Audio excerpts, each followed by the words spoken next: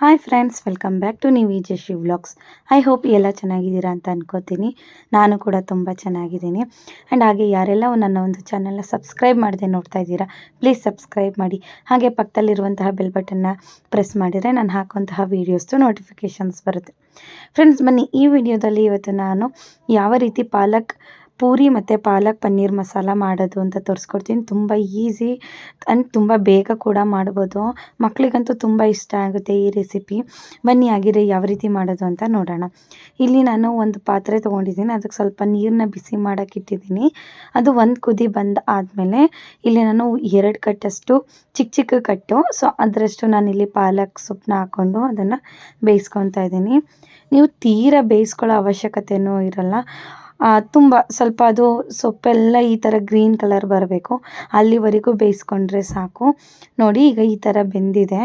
ಇದನ್ನು ನಾನು ಈಗ ಫ್ಲೇಮ್ ಆಫ್ ಮಾಡಿ ಅದನ್ನು ನಾನಿಲ್ಲಿ ಒಂದು ಕಡೆ ಎತ್ತಿಟ್ಕೊತಾ ಇದ್ದೀನಿ. ಅದು ಸ್ವಲ್ಪ ತಣ್ಣಗಾಗಬೇಕು. ಆನಂತರ ನೀವು ಅದನ್ನು ಗ್ರೈಂಡ್ ಮಾಡ್ಕೊಬೇಕಾಗತ್ತೆ. ಸೊ ಬೇಗ ಆಗಬೇಕು ಅಂತಂದರೆ ಸ್ವಲ್ಪ ಕೋಲ್ಡ್ ವಾಟರ್ಗೆ ನೀವು ಸೊಪ್ಪನ್ನ ಹಾಕಿದ್ರೆ ಬೇಗ ತಣ್ಣಗಾಗುತ್ತೆ. ಹಾಗಾಗಿ ಇಲ್ಲಿ ನಾನು ಕೂಡ ಹಾಕ್ಕೊಂಡಿದ್ದೀನಿ. ಅದನ್ನು ಈಗ ಏನೂ ಹಾಕದೆ ಬರೀ ಪಾಲಕ್ ಸೊಪ್ಪು ಮಾತ್ರ ಎಷ್ಟು ಬೇಕೋ ಅಷ್ಟನ್ನು ತೊಗೊಂಡು ನಾನಿಲ್ಲಿ ಅದನ್ನು ನೈಸಾಗಿ ಪೇಸ್ಟ್ ಮಾಡ್ಕೊಂಡಿದ್ದೀನಿ.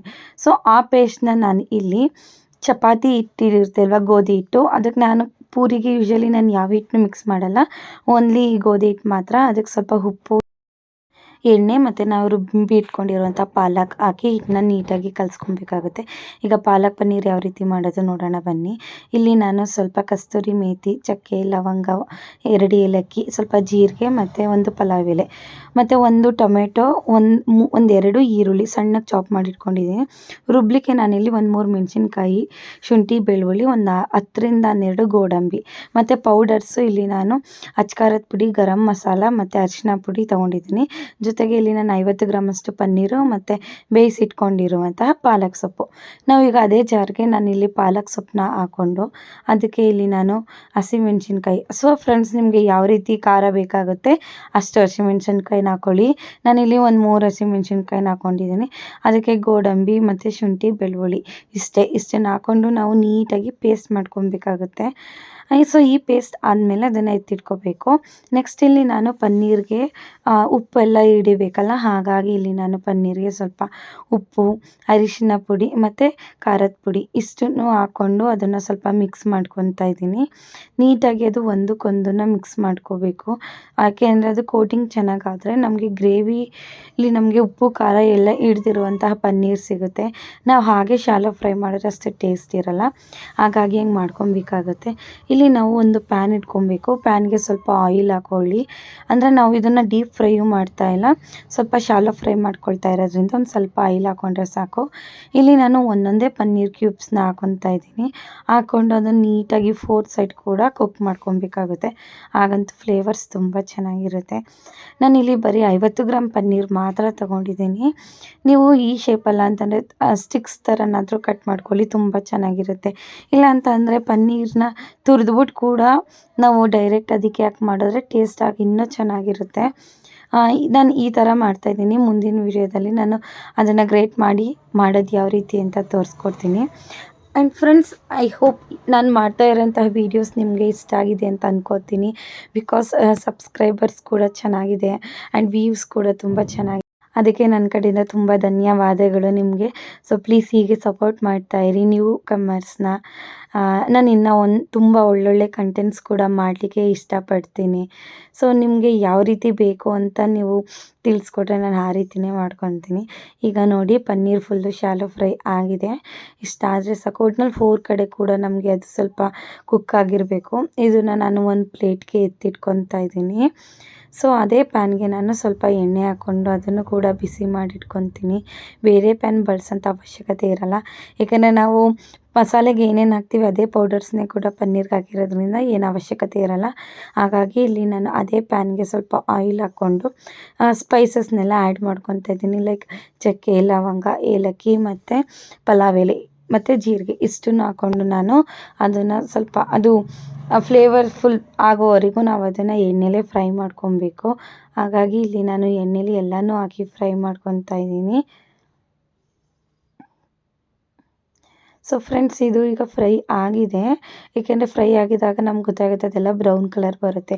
ಇಲ್ಲಿ ನಾನು ತುಂಬ ಸಣ್ಣದಾಗಿ ಹೆಚ್ಚಿಟ್ಕೊಂಡಿರೋ ಈರುಳ್ಳಿನ ಹಾಕ್ಕೊಂಡು ಅದನ್ನು ನೀಟಾಗಿ ಅದನ್ನು ಕುಕ್ ಮಾಡ್ಕೊತಾ ಇದ್ದೀನಿ ಆಯಿಲಲ್ಲೇ. ಸೊ ಡೈರೆಕ್ಟು ಟೊಮೊಟೊ ಹಾಕಬೇಡಿ, ನೀವು ಸ್ವಲ್ಪ ಲೇಟಾಗಿ ಹಾಕಿ, ಬಿಕಾಸ್ ಈರುಳ್ಳಿ ಸ್ವಲ್ಪ ಕುಕ್ ಆಗಬೇಕು. ಅದಾದಮೇಲೆ ನೀವು ಟೊಮೊಟೊ ಹಾಕಬೇಕು. ಇಲ್ಲಾಂದರೆ ಈರುಳ್ಳಿ ಅಷ್ಟು ನಮಗೆ ಚೆನ್ನಾಗಿ ಕುಕ್ ಆಗೋದಿಲ್ಲ.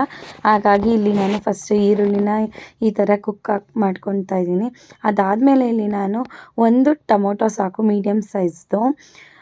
ನಾನಿಲ್ಲಿ ಹುಳಿ ಟೊಮೊಟೊನೇ ಬಳಸಿದ್ದೀನಿ, ನಮಗೆ ಅದು ಹುಳಿ ಅಂತ ಏನು ಅನಿಸಲ್ಲ. ಹಾಗಾಗಿ ಇಲ್ಲಿ ನಾನು ಒಂದು ಟೊಮೊಟೊ ಬಳಸಿದ್ದೀನಿ. ಅದು ಕೂಡ ಟೊಮೊಟೊ ಮೆತ್ತೆ ಆಗೋವರೆಗೂ ನಾವಿಲ್ಲಿ ಫ್ರೈ ಮಾಡ್ಕೊಬೇಕಾಗುತ್ತೆ. ಸೊ ಹಾಗಾಗಿ ನಾನಿಲ್ಲಿ ಒಂದು ಸ್ವಲ್ಪ ಸಾಲ್ಟ್ ಹಾಕ್ಕೊತಾ ಇದ್ದೀನಿ. ಫ್ರೆಂಡ್ಸ್, ಸಾಲ್ಟ್ ಹಾಕೋದ್ರಿಂದ ಟೊಮೆಟೊ ಬೇಗ ಕುಕ್ ಆಗುತ್ತೆ, ನಮಗೆ ಈಸಿ ಆಗುತ್ತೆ, ಅಡುಗೆಯಾಗ ಬೇಗ ಕೂಡ ಮಾಡ್ಬೋದು. ಹಾಗಾಗಿ ಇಲ್ಲಿ ನಾನು ಸಾಲ್ಟ್ ಹಾಕ್ಕೊತಾ ಇದ್ದೀನಿ. ನೋಡಿ, ಟೊಮೆಟೊ ಕೂಡ ಬೆಂದಿದೆ. ಇವಾಗ ನಾವು ಸ್ಪೈಸಸ್ನೆಲ್ಲ ಆ್ಯಡ್ ಮಾಡ್ಕೊಳ್ಳೋಣ. ನಾನಿಲ್ಲಿ ಫಸ್ಟ್ ಒಂದು ಚೂರು ಅರಿಶಿನ, ಒಂದು ಚಿಟಿಕೆಯಷ್ಟು, ಅದಾದಮೇಲೆ 1 ಟೇಬಲ್ ಸ್ಪೂನ್ ಆಗೋಷ್ಟು ರೆಡ್ ಚಿಲ್ಲಿ ಪೌಡರ್ ಮತ್ತು ಒಂದು 1/2 ಸ್ಪೂನಷ್ಟು ಗರಂ ಮಸಾಲ, ಇಷ್ಟನ್ನು ಎಣ್ಣೆಯ ಜೊತೆನೇ ನಾನು ಫ್ರೈ ಮಾಡ್ಕೊತಾ ಇದ್ದೀನಿ. ಮಸಾಲೆಗೆ ಹಾಕಿದ್ರೆ ನಮಗೆ ಇದ್ರದ್ದು ಟೇಸ್ಟ್ ಅಷ್ಟು ಗೊತ್ತಾಗಲ್ಲ. ಸೊ ಫಸ್ಟು ಇದರಿಂದ ನಾವು ಹಾಕಿ ಅದನ್ನು ನೀಟಾಗಿ ಕುಕ್ ಮಾಡಿಕೊಂಡ್ರೆ ನಮಗೆ ಗ್ರೇವಿ ತುಂಬ ಟೇಸ್ಟ್ಫುಲ್ಲಾಗಿ ಬರುತ್ತೆ, ಫ್ಲೇವರ್ಫುಲ್ಲಾಗೂ ಇರುತ್ತೆ. ಹಾಗಾಗಿ ಇಲ್ಲಿ ನಾನು ಈ ಥರ ಹಾಕ್ಕೊತಾ ಇದ್ದೀನಿ. ಅದಾದಮೇಲೆ ಇಲ್ಲಿ ನಾವು ರುಬ್ಬಿರುವಂತಹ ಮಸಾಲೆ ಹಾಕ್ಕೊತಾ ಇದ್ದೀನಿ. ಪಾಲಕ್ ಅದೆಲ್ಲ ರುಬ್ಕೊಂಡಿದ್ವಿ ಅಲ್ವಾ, ಅದನ್ನು ನೀಟಾಗಿ ನಾನಿಲ್ಲಿ ಹಾಕ್ಕೊತಾ ಇದ್ದೀನಿ. ಅದನ್ನು ಅಷ್ಟೇ ಹಾಕ್ಕೊಂಡು ಫಸ್ಟು ಎಣ್ಣೆಲಿ ಫ್ರೈ ಮಾಡಬೇಕು ನೀಟಾಗಿ. ಎಣ್ಣೆಲಿ ಫ್ರೈ ಮಾಡಿ ಆದಮೇಲೆ ನಿಮಗೆ ಎಷ್ಟು ನೀರು ಬೇಕು ಅಷ್ಟು ಹಾಕ್ಕೊಳ್ಳಿ. ನೋಡಿ, ನಾನೀಗ ಎಣ್ಣೆಲೇ ಫ್ರೈ ಮಾಡಿದ್ದೀನಿ. ಅದೆಲ್ಲ ಕಲರ್ ಕೂಡ ಚೇಂಜ್ ಆಗಿದೆ ಮತ್ತು ಆಯಿಲ್ ಕೂಡ ಬಿಟ್ಕೊತಾ ಇದೆ. ಸೊ ಇಷ್ಟು ಕನ್ಸಿಸ್ಟೆನ್ಸಿ ಬರೋವರೆಗೂ ನೀವು ನೀರು ಹಾಕಬೇಡಿ. ಅದಾದಮೇಲೆ ನಿಮಗೆ ಎಷ್ಟು ನೀರು ಬೇಕು ಅಥವಾ ಗ್ರೇವಿ ಗಟ್ಟಿ ಬೇಕಾ ತೆಳ್ಳ ಬೇಕಾ ಅದನ್ನು ನೀವು ನೋಡ್ಕೊಂಡು ಮಾಡ್ಕೊಳ್ಳಿ. ಯೂಶ್ವಲಿ ಇದು ಗಟ್ಟಿ ಇದ್ರೇ ತುಂಬ ಚೆನ್ನಾಗಿರುತ್ತೆ. ಆ್ಯಂಡ್ ಅಷ್ಟು ಗಟ್ಟಿನೂ ಇರಬಾರ್ದು, ಯಾಕೆಂದರೆ ಸ್ವಲ್ಪ ತೆಳ್ಳೆ ಇದ್ದರೆ ಅದು ತಣ್ಣಗಾದ್ಮೇಲೆ ಸ್ವಲ್ಪ ಗಟ್ಟಿಯಾಗಿ ಸಿಗುತ್ತೆ ನಮಗೆ ಗ್ರೇವಿ. ಹಾಗಾಗಿ ಇಲ್ಲಿ ನಾನು ಸ್ವಲ್ಪ ನೀರನ್ನ ಜಾಸ್ತಿ ಹಾಕ್ಕೊಂಡು ಬೇಯಿಸ್ಕೊತಾ ಇದ್ದೀನಿ. ಇಲ್ಲಿ ನಾವು ಪಾಲಕ್ ಕೂಡ ಬೇಯಿಸಿರೋದ್ರಿಂದ ಹೆಚ್ಚು ಕೂಡ ಬೇಯಿಸೋ ಅವಶ್ಯಕತೆಯೂ ಇರೋದಿಲ್ಲ, ಏಕೆಂದರೆ ಅದ್ರದ್ದು ಹಸಿ ಸ್ಮೆಲ್ಲೆಲ್ಲ ಆಗಲೇ ಹೋಗಿರುತ್ತೆ. ಹಾಗಾಗಿ ಇಲ್ಲಿ ನಾವು ಜಸ್ಟ್ ಒಂದು ಮಸಾಲೆ ಹಾಕಿರ್ತೀವಲ್ಲ, ಅದೆಲ್ಲ ನೀಟಾಗಿ ಕುಕ್ ಆಗಲಿ ಅನ್ನೋ ಒಂದು ರೀಸನ್ಗೆ ಇಲ್ಲಿ ನಾವು ಜಾಸ್ತಿ ಬೇಯಿಸ್ಕೊಳ್ಬೇಕಾಗುತ್ತೆ. ಸೊ ಇದು ಕುದೀತಾ ಇದೆ, ನೀವು ನೋಡ್ತಾ ಇರ್ಬೋದು. ಇದು ಸ್ವಲ್ಪ ಆದಮೇಲೆ ನಾನಿಲ್ಲಿ ಕಸ್ತೂರಿ ಮೇಥಿ ತೊಗೊಂಡಿದ್ದೆ ಅಲ್ವಾ, ಅದನ್ನು ಹಾಕಿದ್ರೆ ಟೇಸ್ಟ್ ಮಾತ್ರ ತುಂಬ ಚೆನ್ನಾಗಿ ಬರುತ್ತೆ. ಇದಕ್ಕೆ ಬೇಕಾದ್ರೆ ನೀವು ಬೇಕು ಅಂತಂದರೂ ಬಟಾಣಿ ಕೂಡ ಹಾಕೊಬೋದು, ಅದು ಕೂಡ ಇನ್ನೂ ಟೇಸ್ಟ್ ಚೆನ್ನಾಗಿರುತ್ತೆ.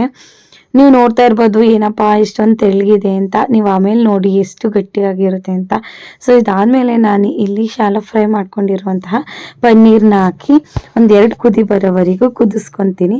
ಅದಾದಮೇಲೆ ನೀವು ಆಗಲೇ ಸ್ವಲ್ಪ ಸಾಲ್ಟ್ ಹಾಕ್ಕೊಂಡಿರ್ತೀರ, ಸೊ ನೋಡಿ ಸಾಲ್ಟ್ ಎಷ್ಟು ಬೇಕು ಅಂತ ನೋಡ್ಕೊಂಡು ಆದಮೇಲೆ ನೀವು ಮತ್ತೆ ಹಾಕ್ಕೊಳ್ಳಿ. ನಾನು ಹಾಕಿದ್ದು ಸ್ವಲ್ಪ ಕಮ್ಮಿ ಆಯಿತು, ಹಾಗಾಗಿ ಇಲ್ಲಿ ನಾನು ಮತ್ತೆ ಸಾಲ್ಟ್ ಆ್ಯಡ್ ಮಾಡ್ಕೊತಾ ಇದ್ದೀನಿ.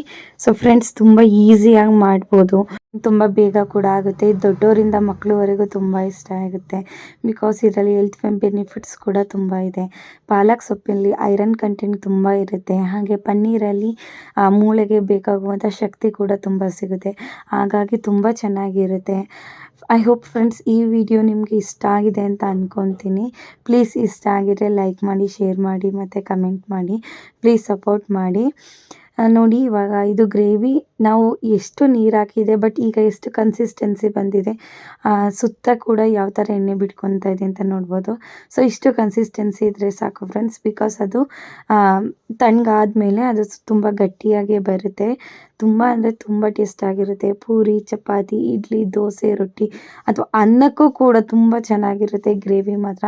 ನೀವು ನೋಡ್ತಾ ಇರ್ಬೋದು ಎಷ್ಟು ಚೆನ್ನಾಗಿ, ಕಲರ್ ಕೂಡ ತುಂಬ ಚೆನ್ನಾಗಿ ಬರುತ್ತೆ. ಆ್ಯಂಡ್ ಹೋಟ್ಲಲ್ಲೂ ಕೂಡ ಸೇಮ್ ಟೇಸ್ಟೇ ಇರುತ್ತೆ. ನಾವು ಹೋಟೆಲ್ಗೆ ಹೋಗಿ ಅಷ್ಟೆಲ್ಲ ಅಮೌಂಟ್ ಪೇ ಮಾಡಿ ಅಲ್ಲಿ ತಿನ್ನಲಿಕ್ಕಿಂತ ಮನೇಲಿ ತುಂಬ ರುಚಿಯಾಗಿ ಮಾಡಿಕೊಂಡ್ರೆ ತುಂಬ ಚೆನ್ನಾಗಿರುತ್ತೆ. ಆ್ಯಂಡ್ ಟೇಸ್ಟ್ ವೈಸು ಕೂಡ ತುಂಬ ಇಷ್ಟ ಆಗುತ್ತೆ. ಮೊದಲೇ ಪನ್ನೀರು ನನ್ನ ಮಕ್ಕಳಿಗಂತೂ ತುಂಬ ಇಷ್ಟ ಆಯಿತು ಇದು. ಫ್ರೆಂಡ್ಸ್, ಬನ್ನಿ ಇವಾಗ ಪಾಲಕ್ ಪೂರಿ ಯಾವ ರೀತಿ ಮಾಡೋದು ಅಂತ ನೋಡ್ಕೊಳ್ಳೋಣ. ಇಲ್ಲಿ ನಾನು ಪೂರಿ ಹಿಟ್ಟನ್ನ ಚೆನ್ನಾಗಿ ನಾದ್ಕೊಂಡು ಇಟ್ಕೊಂಡಿದ್ದೀನಿ. ನೀವು ಪೂರಿ ಹಿಟ್ಟನೇ ಆಗಲಿ ಚಪಾತಿ ಹಿಟ್ಟನೇ ಆಗಲಿ ಎಷ್ಟು ಚೆನ್ನಾಗಿ ನಾದಿಟ್ಕೊತೀರಾ ಅಷ್ಟು ತುಂಬ ಚೆನ್ನಾಗಿ ಎರಡು ಕೂಡ ಬರುತ್ತೆ, ಇಲ್ಲಾಂತಂದರೆ ಅಷ್ಟು ಬರಲ್ಲ. ಆ್ಯಂಡ್ ಹಾಗೆ ನೀವು ಹಿಟ್ಟು ಕಲಸಿದ ತಕ್ಷಣನೇ ನೀವು ಈ ಚಪಾತಿ ಆಗಲಿ ಪೂರಿ ಆಗಲಿ ಮಾಡೋಕ್ಕೆ ಹೋಗ್ಬಿಡಿ. ಅದು ಸ್ವಲ್ಪ ನೆನೆಯಕ್ಕೆ ಬಿಡಿ, ಆಗ ಅದಿನ್ನ ಸಾಫ್ಟ್ ಬರುತ್ತೆ. ಇಲ್ಲಿ ನಾನು ಪೂರಿಗೆ ಒಂದಷ್ಟು ಪೂರಿಗಳನ್ನ ಒತ್ತಿಟ್ಕೊತಾ ಇದ್ದೀನಿ. ಅದಾದಮೇಲೆ ಇಲ್ಲಿ ನಾನೊಂದು ಬಾಣಲಿಗೆ ಎಣ್ಣೆ ಇಟ್ಕೊಂಡು ಅದು ಕಾದಿದೆಯಾ ಅಂತ ನೋಡ್ಕೊತೀನಿ. ಎಣ್ಣೆ ಚೆನ್ನಾಗಿ ಕಾದ್ಮೇಲೆ ನೀವು ಪೂರಿ ಹಾಕಿ ತುಂಬ ಅಂದರೆ ತುಂಬ ಚೆನ್ನಾಗಿ ಬರುತ್ತೆ, ಸಾಫ್ಟಾಗಿರುತ್ತೆ. ಆ್ಯಂಡ್ ನಾನು ಇಲ್ಲಿ ಸ್ವಲ್ಪ ಮಾತ್ರ ಪಾಲಕ್ ಹಾಕಿರೋದು, ಆದ್ದರಿಂದ ನಮಗೆ ಅಷ್ಟು ಗ್ರೀನ್ ಎಫೆಕ್ಟ್ ಕಾಣಿಸ್ತಾ ಇಲ್ಲ. ಹಾಗಾಗಿ ನೀವು ಕೂಡ ನಿಮ್ಗೆ ಜಾಸ್ತಿ ಬೇಕು ಅಂದರೆ ಹಾಕ್ಕೊಳ್ಳಿ, ಇಲ್ಲಾಂದರೆ ಮೆಂತ್ಯ ಸೊಪ್ಪಿದ್ರೆ ಮೆಂತ್ಯ ಸೊಪ್ಪು ಕೂಡ ಹಾಕೊಬೋದು, ಅದು ಕೂಡ ತುಂಬ ಚೆನ್ನಾಗಿರುತ್ತೆ. ಸ್ವಲ್ಪ ಟರ್ಮರಿಕ್ ಹಾಕ್ಕೊಳ್ಳಿ, ಅದು ಕೂಡ ಚೆನ್ನಾಗಿರುತ್ತೆ. ನೀವು ನೋಡ್ತಾ ಇರ್ಬೋದು ಈಗ ಪೂರಿ ಎಷ್ಟು ಚೆನ್ನಾಗಿ ಬರ್ತಾ ಇದೆ ಅಂತ. ಅಂದರೆ ಮೈದಾ ಸ್ವಲ್ಪ ಹೆಲ್ತ್ಗೆ ಅಷ್ಟು ಒಳ್ಳೆಯದಲ್ಲ, ಹಾಗಾಗಿ ಗೋಧಿಲೇ ಮಾಡ್ಕೊಳ್ಳಿ. ಗೋಧಿಲೂ ಕೂಡ ತುಂಬ ಚೆನ್ನಾಗೇ ಬರುತ್ತೆ. ಸೊ ಈಗ ಮತ್ತೆ ನಾನು ಇನ್ನೊಂದು ಹಾಕ್ಕೊತಾ ಇದ್ದೀನಿ. ನೀವು ನೋಡ್ಬೋದು ಫ್ರೆಂಡ್ಸ್ ಎಷ್ಟು ಚೆನ್ನಾಗಿ ಬರ್ತಾ ಇದೆ ಪೂರಿ ಅಂತ. ಅಂದರೆ ತುಂಬ ಈಸಿ ಇದು. ನೀವು ಒಂದ್ಸಲ ಎಣ್ಣೆಗೆ ಹಾಕಿದ ತಕ್ಷಣ ಅದ್ರ ಮೇಲೆ ಡಿಪ್ ಮಾಡಿಬಿಟ್ರೆ ಸಾಕು, ಪೂರಿ ತಾನಾಗೇ ಊದ್ಕೊಳ್ಳುತ್ತೆ. ಫ್ರೆಂಡ್ಸ್ ಮಕ್ಳಿಗಂತೂ ಇದು ತುಂಬ ಇಷ್ಟ ಆಗುತ್ತೆ. ನಿಮಗೂ ಇಷ್ಟ ಆಗಿದೆ ಅಂತ ತಿಳ್ಕೊತೀನಿ.